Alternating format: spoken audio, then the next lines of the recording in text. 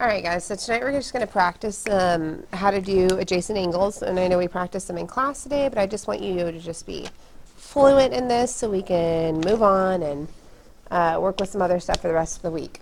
So first one that we're going to try to do is this one right here. And what's going to happen is we'll do one together and then you'll do one that's the same way after we're finished, okay? So if this is like this, and then I have one angle that looks like this right here, okay? And I want to know what this angle right here is, angle D. I need to know how to find that. So do me a favor. And let's go down the middle like this.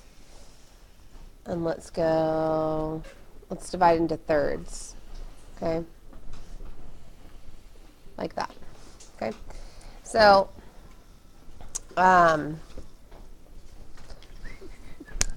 I lost my train of thought. Here we go. All right, so my first thing I need to do is make a strip diagram, right? Strip diagram. So, do I have a hole in this case? I do. It's not written on there, but I do have a hole. My hole is told to me with this little box right here. What does this little box mean? It means that that angle is equal to 90 degrees. This whole angle right here is 90 degrees. Okay? Now I have two parts here. One of the parts I know, one of the parts I don't know. One of them is 74. The other one I don't know. It is D. Okay? If I have a hole in a part, how am I going to find the other part? And angles, I'm either adding or subtracting. So in this case, I am subtracting. We're going to do 90 minus 74. 0 minus 4? Can't do it. 9 becomes a 8. 0 becomes a 10. 10 minus 4 is 6. 8 minus 7, 1. So that means that angle D is equal to 16 degrees. And the reason I know that is because 16 plus 74 would have to equal 90, which it does. Okay? Angle D equals 16. So the one that you're going to do by yourself for that one is this right here.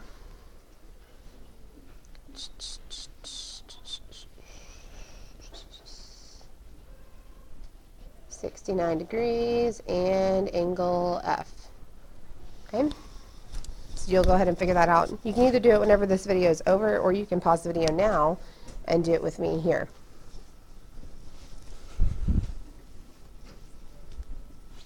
Okay? All right, our next one that we're going to do is this one right here. We're going to have this as our angle, and we're going to come up like this and over like this, and we're going to say that this is angle E. Okay, this is 56 degrees, and then this is 49 degrees. Okay, so first thing I need to do is make a strip diagram. Do I have a hole in this situation? That's the first thing I want you to ask whenever you see adjacent angles. Do I have a hole? Do I?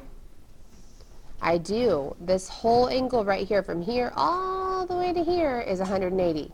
Okay? Straight angle equals 180 degrees. And then I have three parts. I have this angle as one of my parts, this angle is another one of my parts, and then this angle is my last part. So I'm going to divide it into three parts, and we're going to go E, 56, 49. Okay, whenever I have three angles that make up my big angle, I need to add those two parts together first and then subtract from my whole angle to find what E is. So the first thing I'm going to do is 56 and 49. 6 plus 9, 15. 5 plus 1, 6. 6 plus 4 is 10. Okay? Marker's running out. Now I'm not done, okay? This needs to be subtracted from this to find out what part remains. So I'm going to come over here and do 180 minus 105. What's 0 minus 5? Can't do it. 8 becomes a 7, 0 becomes a 10. 10 minus 5 is 5. 7 minus 0, 7. 1 minus 1 is 0. So that means that angle E has to equal 75 degrees. Okay?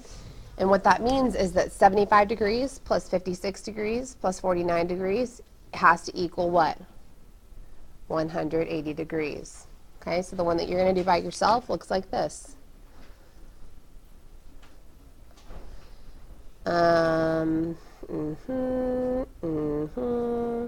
This is going to be angle H right in here.